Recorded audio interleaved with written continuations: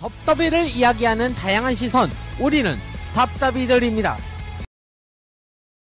근데 헤이터가 지금 현재 복귀 피셜이 안 떴고, 썬더 로서도 부상에서는 회복이 됐다고 본인이 밝혔지만 아직 메디컬 팀이 아직 쇼매치를 뛰어도 된다는 판정을 내지는 못하고 있어요. 지금 이 상황에서 리오가 어느 정도 선역 1인분을 해줘야 되는데, 그러기에는 경기 당시에도 모멘텀이 많이 박살나게 보였어요.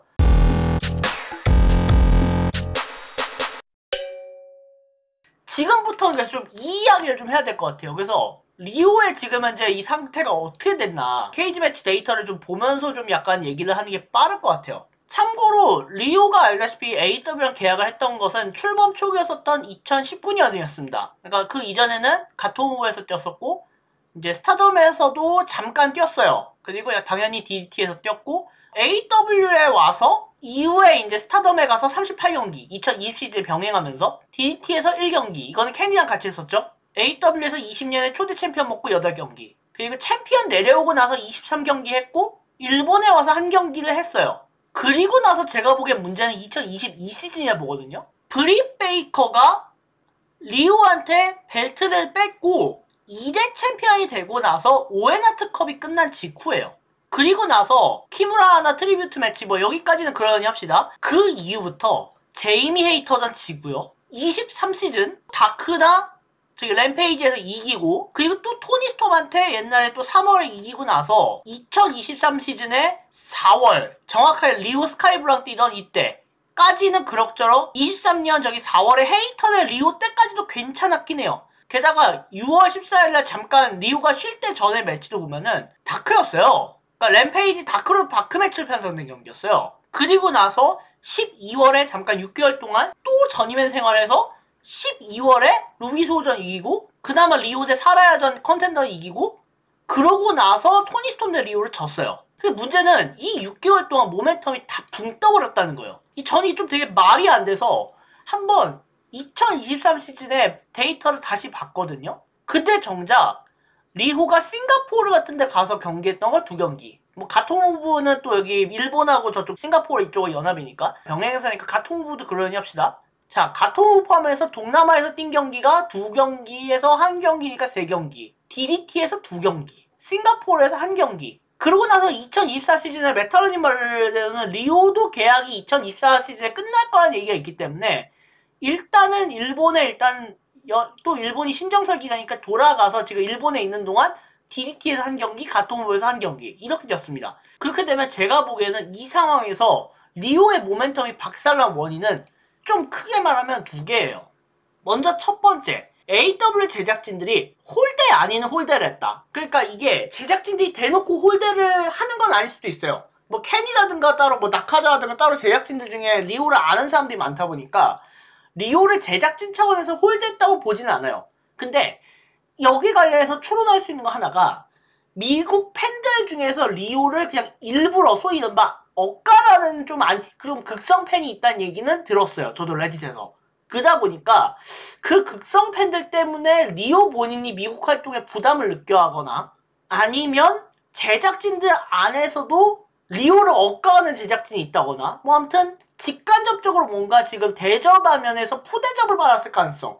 근데 그럼 또 사라야전이 말이 안 되긴 해요. 사라야전 또 그럭저럭 생각하면은 사라야가 또 나름 전 챔피언이었으니까 전 챔피언을 일단은 컨텐더 매치에서 킬링하도록 각본을 줬다는 것 자체가 약간 조금은 이게 맞는 게 아닐 수도 있고 해서, 일단 1번도 약간 가능성은 있지만 배제.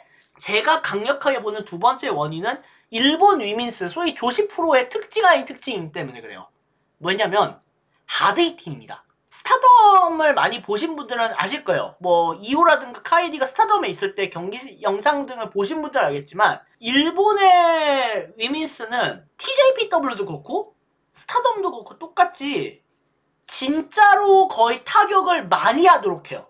일본의 위민스가 어이없게도 어디에 영향을 줬냐면 일본의 남성 디비전에 역으로 영향을 준 게 많습니다. 대표적으로 2개가 수직 낙하기. 옛날 호쿠토 아키라가 쓰던 노던 라이트 밤을 남자 선수들이 보고 따라하면서 수직 낙하기가 남성 디비전에 돌았다는 얘기가 너무 유명한 얘기고, 결정적으로 옛날 전년 때부터 하드 히팅을 되게 많이 하는 걸로 악명이 높았어요.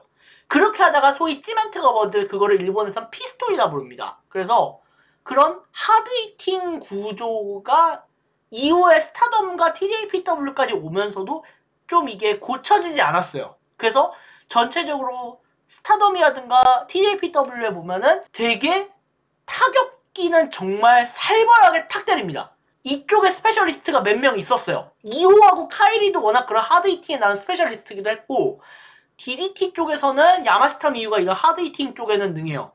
뭐 아즈미도 그렇고 소위 이른바 하드히터들이 많아요. 이게 왜 모멘텀이 중요하냐면은 리우의 경우는 알다시피 2019년 AW 오기 전까지 스타덤에서 21경기를 치렀거든요. 그리고 DDT에서도 3경기 정도 치렀습니다. 그 2018년에도 DDT에서 많이 뛰었어요.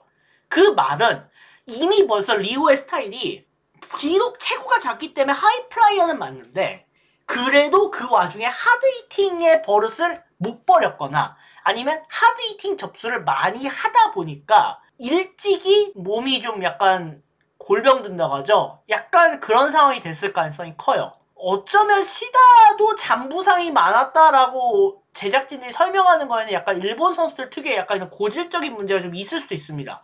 근데 놀랍게도 이거는 일본을 거쳐서 미국에 온 선수들도 똑같아요. 머라이어 메이도 최근에 이제 AW에서 쇼매치를 했는데 하드히팅 버릇이 남아있었고, 데본 포틀레어 옛날에 비프리스틀리였죠. 비프리스틀리도 워낙 이쪽으로 악명이 높았어요. 실제로 브릿베이커한테 부상을 입힌 적도 있고, 이 부분에 있어서는 좀 말하기 이제 뭐하겠는데 모네도 똑같습니다. 메르세데스 모네도 일본 인디에 좀 있었다가 NXT 통해서 와서 WWE 본시에 왔는데 거기서도 하드히팅의 버릇이 약간 나왔고, 다시 스타덤으로 잠깐 돌아가서 IWGP 위민스 벨트 딸 때도 하드히팅 버릇은 여전했어요. 뭐 모네도 약간 관절기 이런 서브미션 스타일로 승부를 본다고 하긴 하는데 그래도 타격기는 되게 살벌하게 때리는 걸로 악명이 높습니다. 그래서 약간 이 일본 위민스의 약간 고질적인 문제가 좀 약간 리오의 모멘텀을 갉아먹은 게 아닐까? 갉아먹는다기 보기에는 지금 리오는 또 AW에서 오래 뛰었어요. 오래 뛰었고, 아무튼 24시즌에 늘어야 되는 게 맞아요. AW 입장에서 재계약을 확실하게 하려면은